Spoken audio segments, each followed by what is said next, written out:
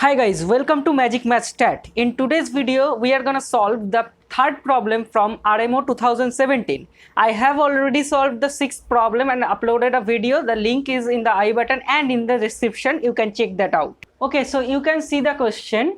It says for all real x, you have two polynomials px and qx of degree 2, and then you have one given relation and you have to find out roots of an equation.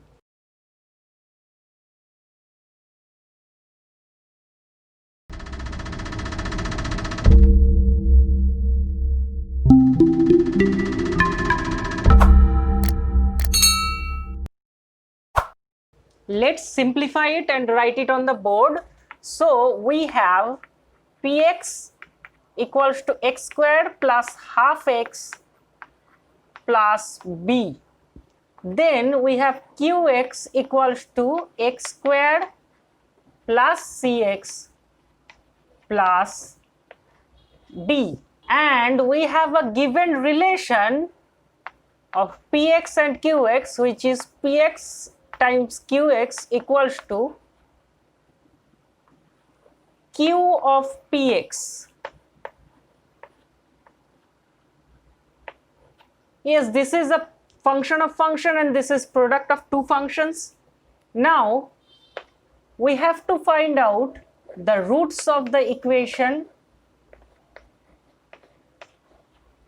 equals to 0. Okay.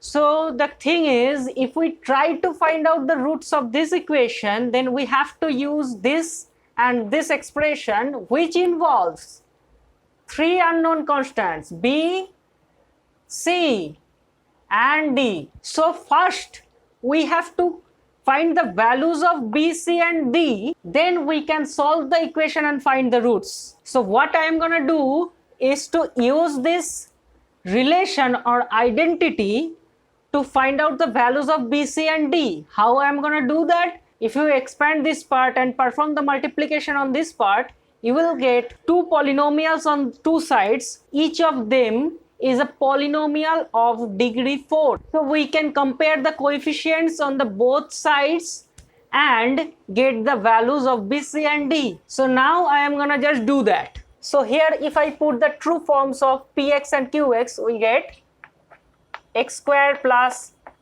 half x plus b. Okay. Then x squared plus cx plus d. Now on this side I am going to expand this qx. So this becomes px whole square plus c times px plus the constant d. Now perform the multiplication on this side. So we get x to the power 4 plus half x cube plus bx square plus cx cube plus half cx square plus bcx plus dx square plus half dx plus bd. That's done. Let's focus on this side. Let's put the true form of px on this side. So we get x squared plus half x plus b whole square plus c times x squared plus half x plus b, and we have only one constant left, which is nothing but d. Now I am not going to touch the things on this side because it is fully expanded. I am only going to focus on this side.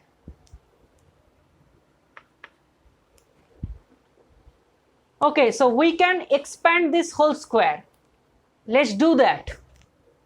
If we do that, we get x to the power 4 plus 1 by 4 x square plus b square plus x cube plus bx plus 2bx square.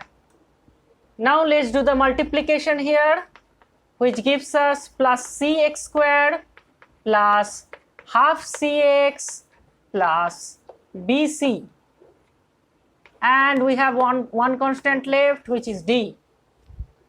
So this side is also done. Now what we are gonna do is to compare the coefficients of x to the power on both sides, x cube on the both side, x square on the both side, x and also the constant terms, to find out the value of b, c and d. Okay, so let's do that. Now see, x to the power 4 and x to the power 4 on both sides, the coefficients are 1. So the coefficients of x to the power 4 is not gonna give us any information. We are gonna just ignore that. We will start working with x cube. On this side I can see plus half x cube and plus cx cube. So the coefficient of x cube becomes half plus c, and on this side I only can see one x cube. So the coefficient is 1, and if you solve it, you get c equals to half. One constant is done. So we have two more left. Let's see the coefficient of x square. I can see plus bx square, so b. I can see half cx square, so plus half c. I can see plus dx square, so plus d, equals to, on this side I can see 1 by 4 x square, so 1 by 4 plus 2bx square, so plus 2b, and I can see plus cx square, so plus c. Now simplify this and use c equals to half. Then you will get b minus d equals to minus half. We only need one more equation in b and d to solve b and d. Now let's start working with the coefficients of x. Okay, I can see bcx here and plus half dx here. So bc plus half d equals to, on this side I can see bx, so b, then I can see half cx, so plus half c,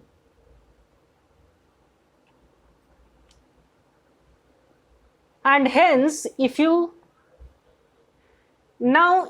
simplify this, putting the value of c, you will get b minus d equals to minus half. That is same as the previous result.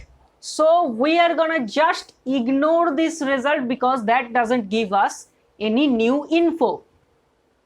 Let's move to the constant terms. On this side I can see only one constant, which is bd, and on this side I can see b square plus bc plus d. So bd must be equals to b square plus bc plus d.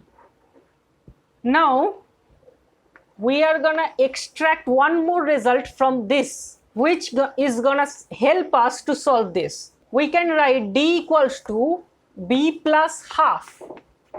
Now we are gonna put c equals to half and b plus half in the place of d. So we get b times b plus half equals to b square plus half b plus b plus half. So if you solve it, you will see this and these terms will be cancelled out from both sides, and you are only gonna be left with b equals to minus half. So we have a relation between b and d. if we put the value of b in that relation, we are gonna get d equals to 0. Okay, that's good. Our constants are solved. So we have value of b, c and d. I am gonna clear out the board and start solving that equation. Okay, so we are gonna solve this equation using these values of the constants. First, I am gonna assume something. Qx equals to y, because that is gonna make my problem more simple. So let's see what happens. So we have p of y equals 0. So let's write the true form of py, which is y square plus half y plus b equals 0. Now we have the value of b, which is minus half. Put that.